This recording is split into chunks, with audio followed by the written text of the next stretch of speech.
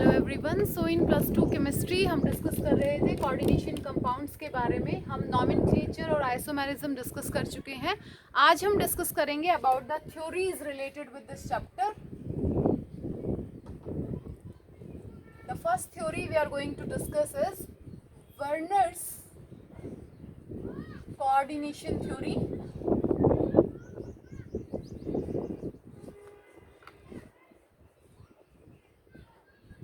Werner वो पहले scientist थे जिन्होंने कोऑर्डिनेशन कंपाउंड से रिलेटेड अपनी थ्योरी दी थी।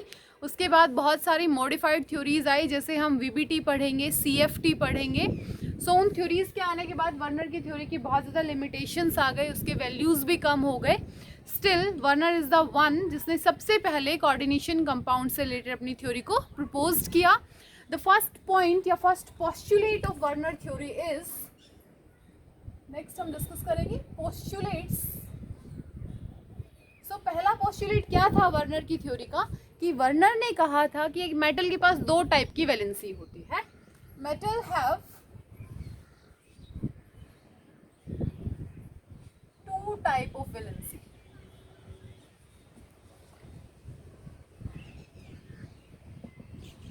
वर्नर ने कहा कि एक मेटल की दो टाइप की वैलेंसीज होती है, primary valency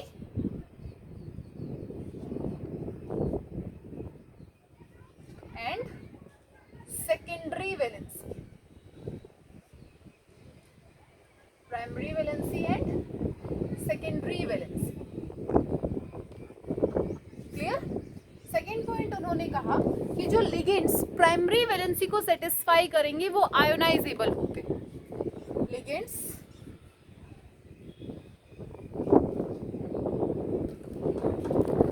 satisfy primary valency, जो लिगेंड्स प्राइमरी वैलेंसी को सेटिस्फाई करेंगे वो आयोनाइजेबल होते हैं। And the ligands which satisfy secondary valency are non-ionizable। जो प्राइमरी वैलेंसी को सेटिस्फाई करते हैं आयोनाइजेबल, और जो सेकेंडरी वैलेंसी को सेटिस्फाई करते हैं वो non ionisable. Secondly third point, primary valency gives us oxidation number of central metal atom। secondary valency tells us about the coordination number। Primary valency किसके बारे में बताती है? ऑक्सीडेशन नंबर के बारे में। सेकेंडरी वैलेंसी हमें हेल्प करती है about telling the coordination number. Fourth point, primary valency non directional. जो प्राइमरी वैलेंसी है वो नॉन डायरेक्शनल होती है। And the secondary valency is directional. Secondary valency is directional, और ये डायरेक्शनल है, that's why it helps to tells about the structure of compound. It helps to tell about the structure of complex। सो वर्नर ने अपनी theory के कुछ postulates दिए, 4 हमने लिखे हैं। वर्नर ने पहला पॉइंट बोला कि मेटल के पास दो टाइप की वैलेंसी होती है, primary valency and secondary valency. उन्होंने कहा जो प्राइमरी वैलेंसी है वो आयोनाइजेबल होती है, सेकेंडरी वैलेंसी नॉन आयोनाइजेबल होती है।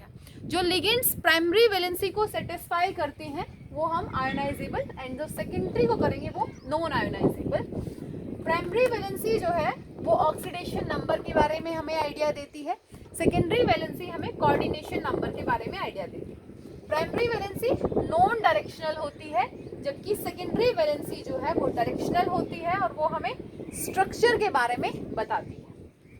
Next point is primary valency is satisfied by anions only। Fifth point, primary valency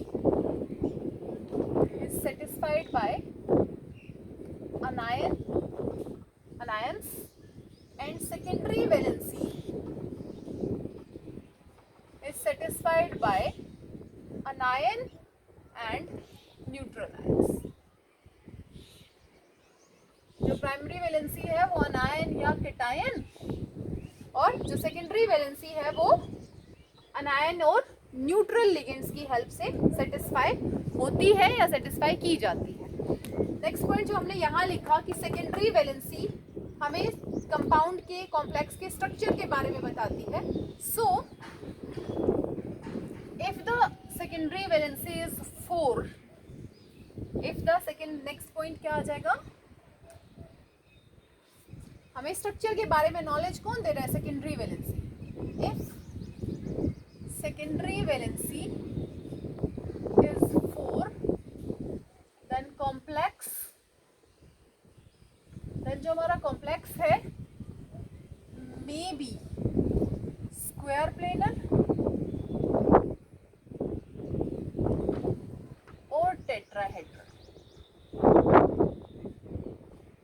अगर सेकेंडरी वैलेंसी 4 है तो हमारा कॉम्प्लेक्स या तो स्क्वायर प्लेनर होगा या टेट्राहेड्रल होगा। If secondary valency is 6 then complex is octahedral, then complex is octahedral. So यहाँ पे उन्होंने बताया हमें दूसरा एक और पॉइंट उन्होंने कहा कि प्राइमरी वैलेंसी को हम डॉटेड लाइन से रिप्रेजेंट करते हैं। प्राइमरी वैलेंसी जब आप स्ट्रक्चर बनाएंगे तो हम देखेंगे ये चीज, प्राइमरी वैलेंसी को डॉटेड लाइन से रिप्रेजेंट किया जाता है and secondary valency is with dark lines,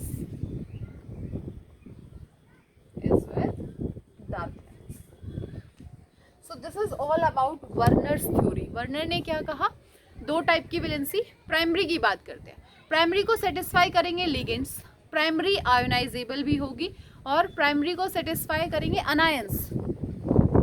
ठीक है, प्राइमरी वैलेंसी अनायंस के द्वारा सेटिस्फाई होती है। Primary valency oxidation state calculate करने में हेल्प करती है, सेकेंडरी ऑक्सीडेशन नंबर कैलकुलेट करने में हेल्प करेगी। प्राइमरी को रिप्रेजेंट करते हैं डॉटेड लाइन से, सेकेंडरी को रिप्रेजेंट करते हैं डार्क लाइन से। Primary and secondary two types of valency of A compound. तो ये कुछ वर्नर के पॉस्टुलेट्स थे। उसके बाद वर्नर ने एक एक्सपेरिमेंट परफॉर्म किया for find out the primary and secondary valency. Note कीजिए पॉस्टुलेट्स को, फिर हम उनका वो एक्सपेरिमेंट देखते हैं। उन्होंने एक कंपाउंड लिया कोबाल्ट +3 का अमोनिया के साथ।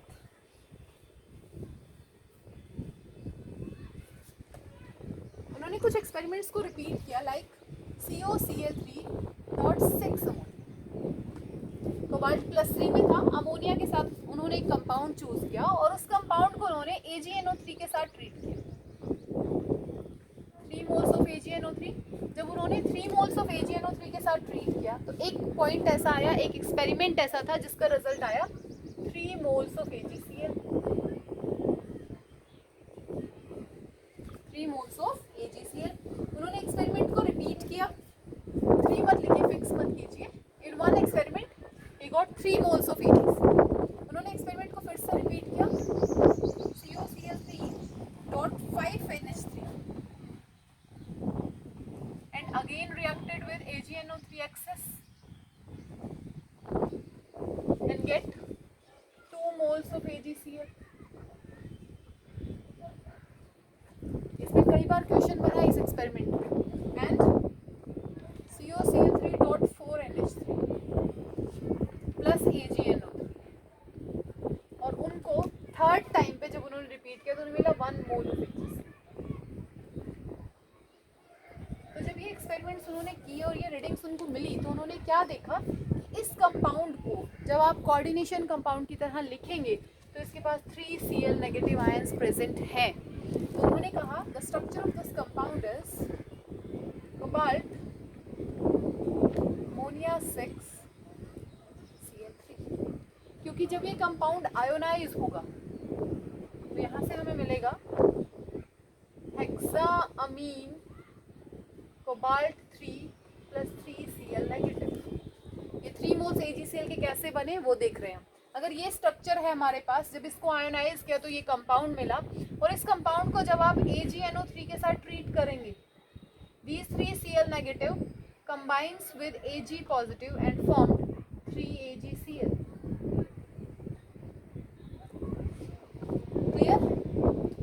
AgNO3 को 3 ले लेंगे तो 3 Ag प्लस है और 3 NO3 नेगेटिव, तो वहां से क्या मिला 3 मोल्स ऑफ AgCl। तो सिंपली उनके फर्स्ट एक्सपेरिमेंट में क्या कहा कि जो 3Cl है आपके पास वो तीनों के तीनों प्राइमरी वैलेंसी को सेटिस्फाई करते हैं, सेकेंडरी वैलेंसी को सेटिस्फाई नहीं करते। तो सिंपली उन्होंने क्या लिखा यहाँ पे कि जो अमीन्स हैं वो सेकेंडरी वैलेंसी को सेटिस्फाई करते हैं,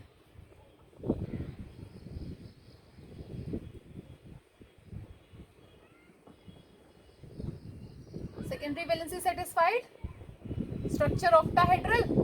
और उन्होंने कहा जो क्लोरीन है डॉटेड लाइन से जो रिप्रेजेंटेड है वो प्राइमरी वैलेंसी को सेटिस्फाई करते हैं, primary valency and this one secondary valency. सो वर्नर ने एक एक्सपेरिमेंट परफॉर्म किया, उन्होंने कंपाउंड लिया और उसको रिपीटेड AgNO3 के साथ ट्रीट किया। जब उन्होंने रिपीटेड AgNO3 के साथ ट्रीट किया तो उन्हें एक बार 3 मोल्स मिले AgCl के, एक बार 2 मोल्स मिले और एक बार 1 मोल मिले। वहां से उन्होंने क्या कहा कि यहाँ पे जो क्लोराइड है वो तीनों ही प्राइमरी वैलेंसी को सेटिस्फाई करते हैं।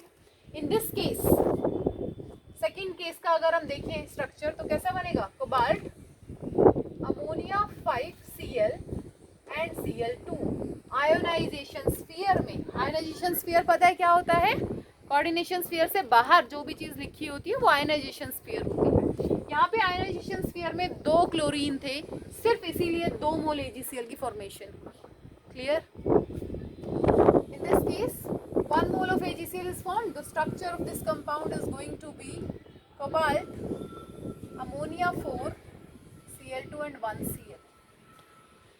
So this is a Werner's experiment जहाँ से उन्होंने आइडिया दिया कि एक प्राइमरी वैलेंसी होती है, एक सेकेंडरी वैलेंसी होती है। प्राइमरी वैलेंसी जो है वो आयोनाइजेबल होती है, इसीलिए यहाँ पे मोल्स ऑफ कंपाउंड की फॉर्मेशन हुई। सेकेंडरी वैलेंसी आयोनाइजेबल नहीं होती, इसीलिए यहाँ पे क्लोरीन तो था बट आयोनाइजेबल नहीं है, वो टूट के AgNO3 के साथ रिएक्ट नहीं कर सकता। Is that thing clear? Note कीजिए इसको। फिर हम एक एग्जांपल देखते हैं यहाँ छोटा सा, एक न्यूमेरिकल लिखिए अब इससे रिलेटेड आप एक। सो वर्नर का जो मेन कंसर्न था वो क्या था, वैलेंसीज के ऊपर उन्होंने बात की थी। One is primary, another one is secondary. The question is on treatment of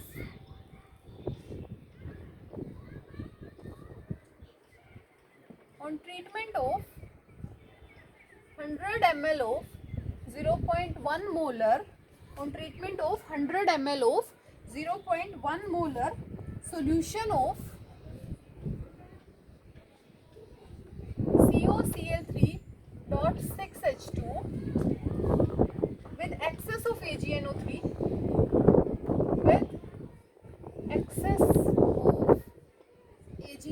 के साथ उसको रिएक्ट कराया। एक सॉल्यूशन दिया हुआ है COCl3 6H2O का एक्सेस ऑफ AgNO3 के साथ 1.2 into 10 raised to power 22 ions are precipitated। इतने आयंस जो हैं वो हमारे प्रेसिपिटेट हो गए। What is the complex form? What is the complex form? अब यहाँ पे जो कॉम्प्लेक्स बनेगा वो क्या बनेगा? तो फर्स्ट थिंग उन्होंने क्या बोला, इस सॉल्यूशन का हमें सब कुछ दे रखा है इस कंपाउंड का, तो हम इसके मोल्स निकालते हैं। तो सॉल्यूशन में जो फर्स्ट थिंग हमें करनी है वो क्या करना है, we are going to find out the moles, number of moles of complex. Molarity given है। मोलैरिटी क्या होता है, number of moles divided by volume in litre. तो यहाँ से नंबर ऑफ मोल्स क्या आ जाएगा, molarity into volume in litre. Molarity is 0.1, volume is 100, litre में कन्वर्ट कर दो 1000 से डिवाइड कर दो। क्लियर है? सो फ्रॉम हियर क्या आ जाएगा आंसर, 0.01 मोल्स आ गए कॉम्प्लेक्स के। वो कहते हैं इतने आयंस प्रेसिपिटेट हो गए, तो number of moles of ion और निकाल लो।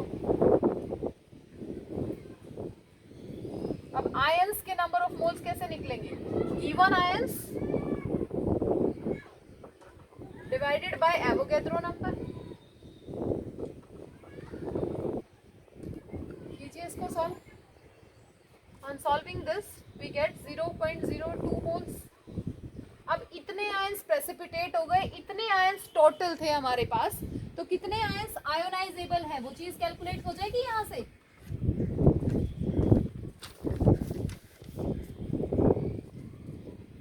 इतने आयंस हमारे प्रेसिपिटेट हो गए हैं और यहाँ पे जो है वो टोटल नंबर ऑफ मोल्स है। सो नाउ हम क्या कैलकुलेट करेंगे? Number of moles of Cl negative in ionisation sphere में कितने हैं, कितने प्रेसिपिटेट हो गए और कितने टोटल हैं। Answer is going to be 2। अब 2 मोल Cl नेगेटिव आयंस कहाँ प्रेजेंट है? आयोनाइजेशन स्फीयर में। 2 आयोनाइजेशन स्फीयर में है तो यहाँ पे 3 है, एक बाहर हो जाएगा। So the formula of compound is going to be bulk H2O5Cl, Cl2 is outside, क्योंकि 2 मोल जो है वो प्रेसिपिटेट हुए। क्लियर है? आपको एक डाटा गिवन है, एक सॉल्यूशन गिवन है और उसने कहा सॉल्यूशन में से ना इतना अमाउंट आयंस का प्रेसिपिटेट हो गया, तो आप क्या करेंगे? पहला काम आप सॉल्यूशन के मोल्स निकालेंगे, उसके बाद आप कितने मोल्स आयन के प्रेसिपिटेट हो गए हैं आपने वो फाइंड आउट किया। फिर हम देखेंगे कि precipitated ion divided by total ions, तो इतने आयन जो है वो आयोनाइजेशन स्फीयर में हमारे पास प्रेजेंट है। सॉल्व करने पे we get our formula of this compound. Note कीजिए इसको। उसके बाद हम नेक्स्ट थ्योरी डिस्कस करेंगे वीबीटी के बारे में। इसको लिखिए।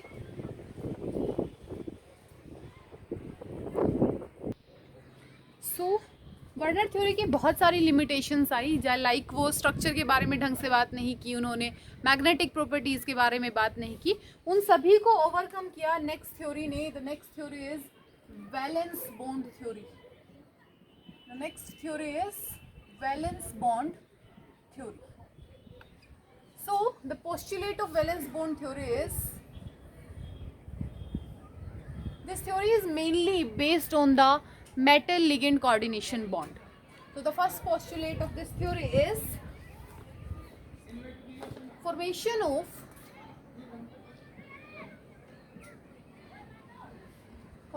of metal ligand bond.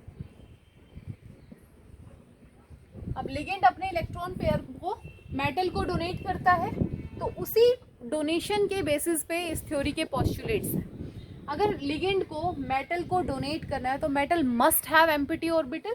So the second one is metals must have empty orbitals take the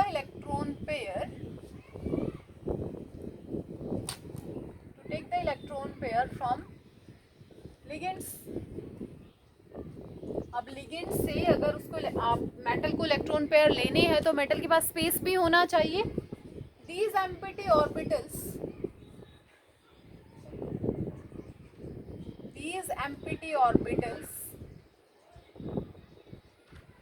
tells about the coordination sphere या coordination number। ये जो एम्प्टी ऑर्बिटल्स हैं ये हमें किसके बारे में बताते हैं?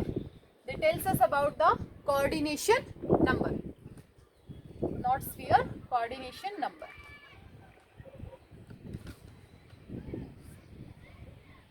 Secondly, the atomic orbitals, the empty atomic orbitals, जो खाली एटॉमिक ऑर्बिटल्स हैं, कंबाइन टुगेदर, वो एक दूसरे के साथ कंबाइन होते हैं, combine together and form new hybrid orbitals of equal energy.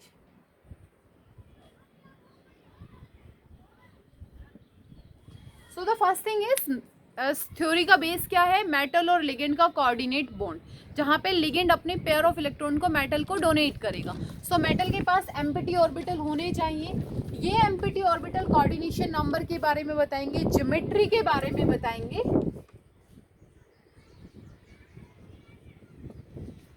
ये जो एम्प्टी एटॉमिक ऑर्बिटल्स हैं ये एक दूसरे के साथ कंबाइन होते हैं और न्यू हाइब्रिड ऑर्बिटल्स बनाते हैं जिनकी एनर्जी इक्वल होती है। These hybrid orbitals are participate in bonding. ये हाइब्रिड ऑर्बिटल्स जो हैं ये बॉन्डिंग में पार्टिसिपेट करते हैं। नेक्स्ट पॉइंट इज, जो डी ऑर्बिटल बॉन्डिंग में पार्टिसिपेट करेंगे वो दो टाइप के हो सकते हैं, either they are inner orbital और either they are outer orbital. So लिखिए, नेक्स्ट पॉइंट लिखिए। वन थिंग इज, यहाँ पे जो ज्योमेट्री हमने बताई है, geometry of orbitals, hybridisation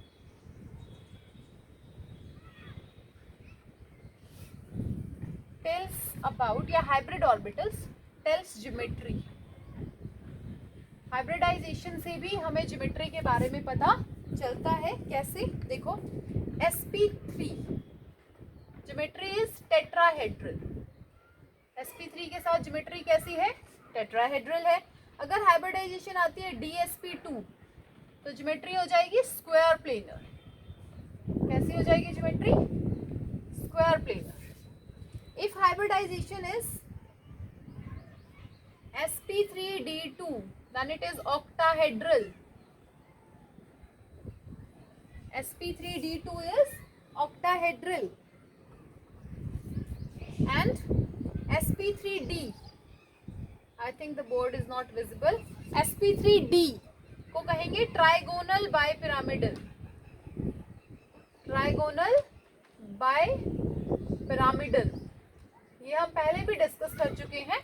sp3 के साथ टेट्राहेड्रल रहेगी ज्योमेट्री, dsp2 के साथ स्क्वायर प्लेनर रहेगी, sp3d के साथ ट्राइगोनल बाइपिरामिडल रहेगी और sp3d2 के साथ ऑक्टाहेड्रल हमारी ज्योमेट्री रहेगी। अब देखिए यहाँ पे जो d ऑर्बिटल पार्टिसिपेट हुए हैं बॉन्डिंग में वो दो टाइप के हो सकते हैं। लिखिए इनको। The next postulate of VBT is the d orbitals must be inner orbital or outer orbital। या तो वो inner orbital होंगे या outer orbital होंगे। Sixth postulate, the d orbitals may be inner or outer orbitals। अगर d orbitals inner d orbital use होंगे तो हम उनको इनर ऑर्बिटल कॉम्प्लेक्सेस कहेंगे। if inner d orbitals used तो कॉम्प्लेक्स का नाम हो जाएगा इनर ऑर्बिटल कॉम्प्लेक्स। जब इसका एक एग्जांपल करेंगे तो सारे पोस्टुलेट्स वापस से रिवाइज हो जाएंगे। और जब आउटर d ऑर्बिटल्स यूज होंगे तो नाम हो जाएगा outer orbital complex. Outer orbital complex. Inner use हुए तो इनर ऑर्बिटल कॉम्प्लेक्स और आउटर यूज हुए तो आउटर ऑर्बिटल कॉम्प्लेक्स। अब ये जो ऑर्बिटल्स हैं, जो हाइब्रिड ऑर्बिटल्स नए बने हैं, यहाँ पे लिगेंड्स क्या करेंगे, अपने इलेक्ट्रॉन्स को डोनेट करेंगे और क्या करेंगे, कोऑर्डिनेट बॉन्ड्स की फॉर्मेशन करेंगे। Ligands donate electron pair in hybrid orbitals. Hybrid orbitals में उन्होंने अपने इलेक्ट्रॉन पेयर को डोनेट किया and form bonds of equal strength and direction. जो बॉन्ड बने हैं उनकी स्ट्रेंथ बराबर है एंड दे आर डायरेक्शनल, और एक पर्टिकुलर डायरेक्शन भी उनकी क्या है, फिक्स्ड है। बॉन्ड्स बन गए।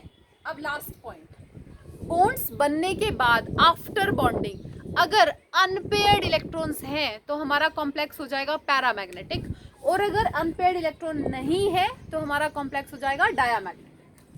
After bonding after bonding, if unpaired electrons are present, if unpaired electrons are present, अगर अनपेयर्ड इलेक्ट्रॉन प्रेजेंट है तो नेचर हो जाएगा पैरामैग्नेटिक।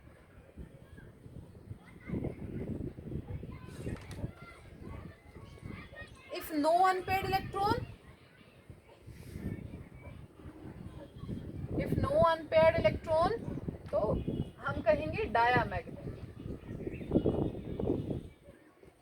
पैरामैग्नेटिक और डायामैग्नेटिक। क्लियर है? These are the postulates of VBT. अब हम इसके कॉम्प्लेक्सेस डिस्कस करेंगे। एक बार हम पोस्टुलेट्स को रिवाइज करते हैं। तो वीबीटी ने कहा सबसे पहले बॉन्ड बनेगा किसके बीच में? मेटल और लिगेंड के बीच में। सेकंड पोस्टुलेट वीबीटी ने कहा कि मेटल के पास वैकेंट डी ऑर्बिटल होने चाहिए। थर्ड उन्होंने कहा कि जो वैकेंट के एम्प्टी ऑर्बिटल्स हैं वो हमें कोऑर्डिनेशन नंबर के बारे में बताएंगे।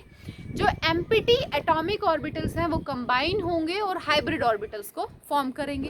हाइब्रिड ऑर्बिटल्स जो है वो हमें ज्योमेट्री के बारे में नॉलेज देते हैं। लाइक अगर sp3 इन्वॉल्व होते हैं तो कॉम्प्लेक्स हो जाएगा टेट्राहेड्रल। अगर dsp2 इन्वॉल्व होते हैं तो हमारा कॉम्प्लेक्स हो जाएगा स्क्वायर प्लेनर। और अगर sp3d इन्वॉल्व होते हैं तो कॉम्प्लेक्स हो जाएगा ट्राइगोनल बाइपिरामिडल। और sp3d2 या फिर d2sp3 तो अलग अलग है। s से स्टार्ट होके sp3d2 और सेकेंड हमने बोला d2sp3। ये दोनों अगर आती हैं हाइब्रिडाइजेशन तो हमारी ज्योमेट्री हो जाएगी ऑक्टाहेड्रल। क्लियर? उसके बाद अगर अंदर वाले डी ऑर्बिटल, लाइक हमने बोला d2sp3, तो पहले वाले d अगर यूज होते हैं तो इनर ऑर्बिटल कॉम्प्लेक्सेस और आउटर डी ऑर्बिटल यूज होते हैं तो हम आउटर डी ऑर्बिटल कॉम्प्लेक्सेस उनको कहेंगे। उसके बाद लिगेंड हाइब्रिड ऑर्बिटल में अपने इलेक्ट्रॉन्स को डोनेट करेगा और कोऑर्डिनेट बॉन्ड्स की फॉर्मेशन होगी। These coordinate bonds are of equal strength and of directional nature. Last point, सब कुछ होने के बाद, बॉन्डिंग होने के बाद अगर अनपेयर्ड इलेक्ट्रॉन है तो हमारा कॉम्प्लेक्स पैरामैग्नेटिक होगा और अगर अनपेयर्ड इलेक्ट्रॉन नहीं है तो हमारा कॉम्प्लेक्स डायामैग्नेटिक होगा। नोट कीजिए and let's start discussing with a simple example. पहले कोऑर्डिनेशन नंबर 6 का एग्जांपल देखेंगे, फिर कोऑर्डिनेशन नंबर 4 का एग्जांपल देखेंगे कि आपको कैसे इसको सॉल्व करना है। सो द फर्स्ट कंपाउंड जिसकी प्रॉपर्टीज हम डिस्कस करेंगे आपके साथ on the basis of VBT.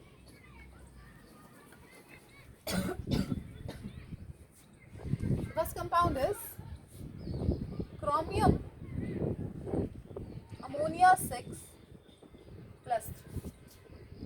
First compound is chromium ammonia 6 plus 3. Oxidation state of chromium is plus 3 here. वैसे हमारे chromium का नंबर होता है 24, कॉन्फ़िगरेशन होती है 3d5 4s2। अब प्लस 3 का मतलब 3 इलेक्ट्रॉन बाहर चले गए, 2 यहाँ से और 1 यहाँ से, तो लेफ्ट वन इज d4। क्या कॉन्फ़िगरेशन बच गई यहाँ पे? 3d5 4s1, सॉरी मैंने मैग्नीज का लिख दिया, 3d5 4s1। After removal of 3 electron, 1 from here and 2 from here, 3d3 is left. So this is ground state and this one is excited state. One is the example of ground state, another one is the example of another one is excited state. So let's design the excited state for chromium. 3d3, 1 2 3 4 5. This is 3d, 1 2 3, 3 electron है हमारे पास, 4s is empty and 4p is empty. Now there are 6 ligands, so they need 6 hybrid orbitals. Next point is 1 2 3 4 5 6. तो यहाँ पे कितने orbitals ऐसे हैं जो combine हो जाएंगे? These 6 orbitals. तो यहाँ पे हाइब्रिडाइजेशन अगर आप देखेंगे तो क्या बनेगी? d2sp3। ये 6 एटॉमिक ऑर्बिटल्स आपस में कंबाइन हुए और नए हाइब्रिड ऑर्बिटल्स की फॉर्मेशन हुई। And these hybrid orbitals are of equal energy, 1 2 3 4 5 6, these are D2sp3। अब अमीन ने क्या किया, अपना जो भी पेयर ऑफ इलेक्ट्रॉन था वो डोनेट किया। 1 2 3 4 5 6 7 8 9 10 11 12 1 2 3 4 5 6, क्लियर। सो D2sp3। अब हमने बॉन्डिंग कर दिया, सब कुछ देख लिया कि हमने बॉन्ड कैसे बनाना है। नेक्स्ट हम बात करेंगे इस कंपाउंड के नेचर के बारे में। तो कैसा दिख रहा है नेचर हमें, यहाँ पे हमारे पास 3 वैकेंट डी ऑर्बिटल अभी भी बचे हैं। So nature is going to be paramagnetic. ये कंबाइन नहीं हुए तो हम इनको क्या कहेंगे, पैरामैग्नेटिक। मैग्नेटिक नेचर आप इसको लिख सकते हैं। सिंपल अगर आप देखें नेचर में, ये इनर ऑर्बिटल कॉम्प्लेक्सेस हैं या आउटर ऑर्बिटल। तो यहाँ पे देखो ध्यान से, डी हमने 4D यूज नहीं किया, 4D इज ऑल्सो अवेलेबल, हमने 3D यूज किया, अंदर वाले ऑर्बिटल्स को हमने यूज किया। So the name is going to be inner orbital complex. किस टाइप का कॉम्प्लेक्स है ये, इनर ऑर्बिटल कॉम्प्लेक्स है। एंड हम मैग्नेटिक मोमेंट कैलकुलेट करते हैं। Magnetic moment is calculated with the formula n+2। और ये जो n है ये नंबर ऑफ अनपेयर्ड इलेक्ट्रॉन्स है। n is number of unpaired electron. So यहाँ पे 3 कितना आ जाएगा answer, 3 × 5 √15 around 4.89 something bore magneto. This is the magnetic movement nature. और हाइब्रिडाइजेशन क्या हो जाएगी, D2sp3 इज हाइब्रिडाइजेशन। तो किसी भी कॉम्प्लेक्स की 4 चीज़ें आप इजीली फाइंड आउट कर सकते हैं। कौन कौन सी, आप उसकी हाइब्रिडाइजेशन बता सकते हैं, आप उसका मैग्नेटिक नेचर बता सकते हैं, आप उसका नेचर बता सकते हैं कि वो इनर ऑर्बिटल है या वो आउटर ऑर्बिटल है, आप उसकी मैग्नेटिक मूवमेंट भी इजीली क्या कर सकते हैं, कैलकुलेट कर सकते हैं। नोट कीजिए, फिर हम एक और एग्जांपल डिस्कस करते हैं। So let's begin with the next example जो हम डिस्कस करेंगे। नेक्स्ट हम देखेंगे FeCN6 3 negative. FeCN6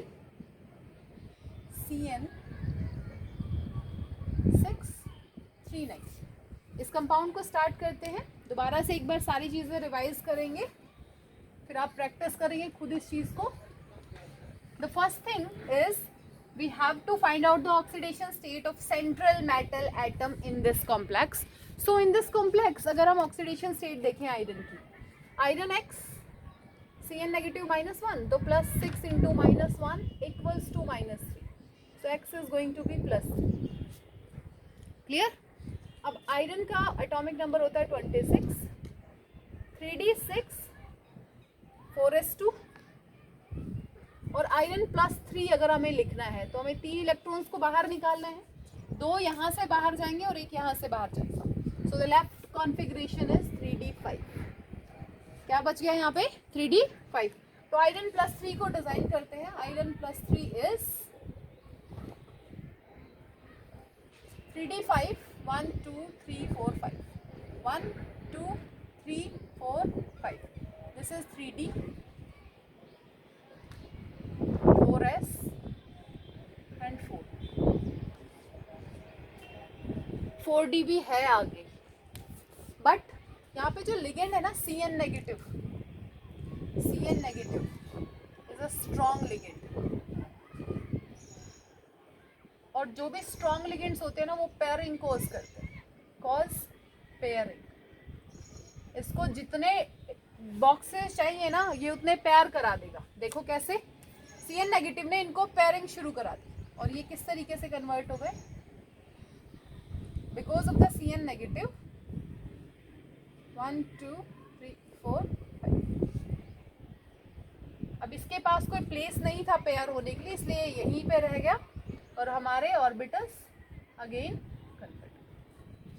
now we have 6 Cn negative, 6 है तो 6 बॉक्सेस चाहिए, 1 2 3 4 5 6। तो हाइब्रिडाइजेशन क्या हो जाएगी, D2sp3 और इनमें Cn नेगेटिव क्या करेगा, अपने इलेक्ट्रॉन्स को फिल करेगा।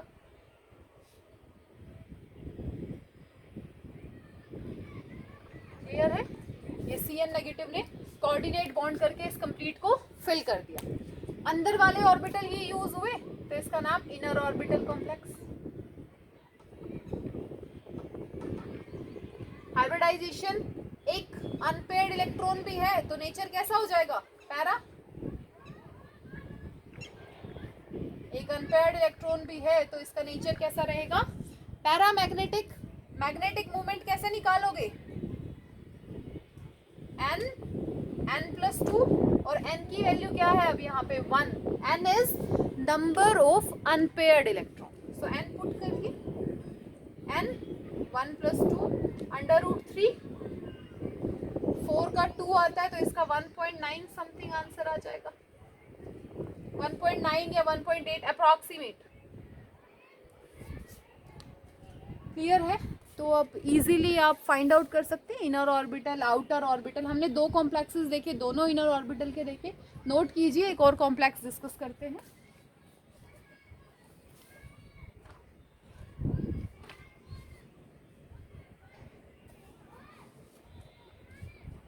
नेक्स्ट कॉम्प्लेक्स हम डिस्कस करेंगे COF6 3 negative.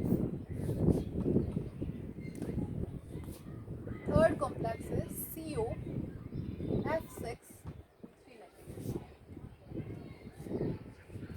Okay, so the next complex, first thing हमें क्या कैलकुलेट करनी है, उसका ऑक्सीडेशन स्टेट। निकालिए ऑक्सीडेशन स्टेट। कोबाल्ट की X आयरन के लिए होता है -1 equals to -3, so X is going to be plus. अब कोबाल्ट का नंबर होता है 27, कॉन्फ़िगरेशन होती है 3d7 4s2। अब कोबाल्ट में से हमने 3 इलेक्ट्रॉन बाहर निकाल दिए और इसको कन्वर्ट कर दिया कोबाल्ट +3 में, -3 इलेक्ट्रॉन, तो ये बन गया 3d6, 2 यहाँ से और 1 यहाँ से। कोबाल्ट +3 को ड्रॉ करो, 1 2 3 4 5, this is 3d, 1 2 3 4 5 and 6। 3d के बाद 4s, देन 4p, और अगर जरूरत पड़े तो 4d भी है हमारे पास। In this case this F negative is weak ligand, ये कमजोर है और कमजोर होने की वजह से ये पेयरिंग नहीं कर सकते। Week ligand do not cause pairing. अब यहाँ पे पेयरिंग तो होगी नहीं पॉसिबल, तो ये एज इट इज रहेगा, इसको आप टच नहीं कर सकते। नाउ 6 लिगेंड्स, तो हमें चाहिए 6 बॉक्सेस, 1 2 3 4 5 6। सो यहाँ पे हाइब्रिडाइजेशन क्या रहेगी, 1 2 3 4 5 6, S P3D2 और 3D as it is, 1 2 3 4 5 and 6। यहाँ पे फ्लोराइड के आयंस आ गए,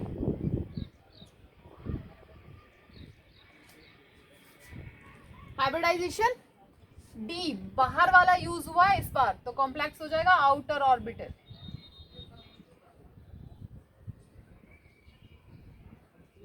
complex is outer orbital, n equals to 4, 4 unpaired electron है, नेचर पैरामैग्नेटिक, और डाइपोल मोमेंट 4 4 + 2, 6 4 जा √24, 4.78 something approximate. This answer is approximate, क्योंकि 25 का 5 होता है तो 24 का 4 से थोड़ा 5 से थोड़ा कम हो जाएगा। सो दिस इज द वे आपको VBT अलग अलग कंपाउंड्स के लिए ड्रॉ करके देखनी है। इजी है, प्रैक्टिस करेंगे आ जाएगी। लिखिए इसको, नेक्स्ट हम डिस्कस करते हैं फॉर कोऑर्डिनेशन नंबर 4।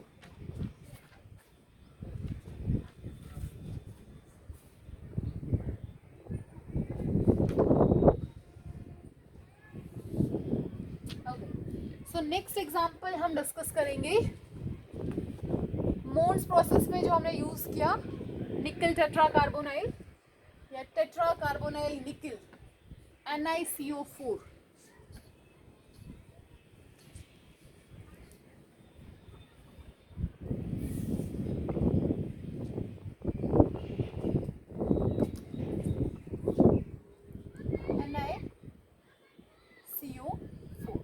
अब हम यहाँ पे देख सकते हैं कि निकल पे कोई चार्ज नहीं है, तो निकल का ऑक्सीडेशन स्टेट यहाँ 0 है। निकल होता है 28, 3D8, 4s2, और जो CO है वो एक स्ट्रॉन्ग लिगेंड है, और स्ट्रॉन्ग लिगेंड हमने आपको बताया क्या करते हैं, cause pairing, they cause pairing. So draw करते हैं, it's 3D8, 1 2 3 4 5 6 7 8, 3D, 4s2, 4p, और if needed 4d is also available. CO strong ligand है, तो वो इन दोनों को, यहाँ पे जो दो इलेक्ट्रॉन है इन दोनों को इनके साथ पेयर करा देगा। दिस इज द निकल, और पेयरिंग के बाद ये कैसे नजर आएंगे हमें, 1 2 3 4 5 6 7 8 9 और 10, ये जो दो इलेक्ट्रॉन है ना ये S से आए हैं, ये दोनों यहाँ पे पेयरिंग होगी। Next one, 4s is empty and 4p is empty. Now in this case there are 4 carbon monoxide ligands, carbonyl ligands, उनको 4 ऑर्बिटल्स चाहिए, 1 2 3 4. This time the hybridization is going to be sp3. Geometry is tetrahedral. सारे के सारे electron paired हैं, तो complex is diamagnetic, और सब paired हैं, n is equals to 0, so magnetic moment is also equals to 0. दोबारा देखिए कॉम्प्लेक्स को, NiCO4, ऑक्सीडेशन स्टेट निकल की 0, कोई इलेक्ट्रॉन यहाँ से बाहर नहीं गया, 3D8 4s2, कार्बन मोनोऑक्साइड जो है वो एक स्ट्रॉन्ग लिगेंड है, पेयरिंग कॉज करेगा। यहाँ पे 4s2 को उन्होंने उठा के इस तरफ शिफ्ट कर दिया। On shifting what happens, 4s empty हो गया और 4p एम्प्टी हो गया। यहाँ पे 4 ऑर्बिटल्स की नीड है, तो यहाँ से sp3 को चूज किया गया। ये हाइब्रिड ऑर्बिटल्स बने, इनमें लिगेंड्स ने अपने इलेक्ट्रॉन्स को डोनेट किया। So the hybridisation is sp3, geometry is tetrahedral, nature is diamagnetic, there is no unpaired electron, so magnetic moment is also 0। Clear, easy है, प्रैक्टिस कीजिए। एंड वन इज, एक और एग्जांपल लास्ट में अब discuss करते हैं, NiCN twice. Next हम देखते हैं एक और कॉम्प्लेक्स, NiCN4 2 नेगेटिव। सो पहला काम करेंगे, ऑक्सीडेशन स्टेट निकालो, x -4 -2, सो x आ गया +2। निकल अगर 28 है 0 ऑक्सीडेशन के साथ, तो निकल +2 क्या हो जाएगा, 3D8, 2 electron lose, Cn negative is a strong ligand, pairing cause करेंगे। Now this is D8, 3 4 5 6 7 8, this is 4s and this is 4. अब Cn नेगेटिव अगर पेयरिंग करने की कैपेसिटी रखता है, तो वो इस इलेक्ट्रॉन को इसके साथ पेयर करके एक D को एम्प्टी कर देगा,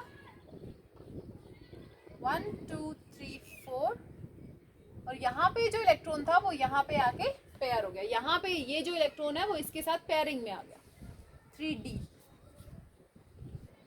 4s एंड 4p। और ये जो है ये एनर्जी लेवल डायग्राम्स है। दिस इज निकल in +2, निकल in +2। Now 1 this and this, एक D ले लिया, एक S ले लिया और 2 P के ले लिए, 4 ही हैं लिगेंड्स हमारे पास, जो 4 डब्बे हो गए, 4 ऑर्बिटल हो गए। देखिए 1 2 3 and 4, DsP2, DsP2 is hybridization, geometry is square planar, सबके सब पेयर्ड हैं, सो डायामैग्नेटिक है तो N zero, magnetic moment is also zero. So this is the way हम वैलेंस बॉन्ड थ्योरी के एग्जाम्पल्स को प्रैक्टिस करेंगे। जितना प्रैक्टिस करोगे उतना अच्छा है। This is all about Werner theory and valence bond theory. कल हम नेक्स्ट थ्योरी डिस्कस करेंगे। यहाँ तक पढ़ के आइए।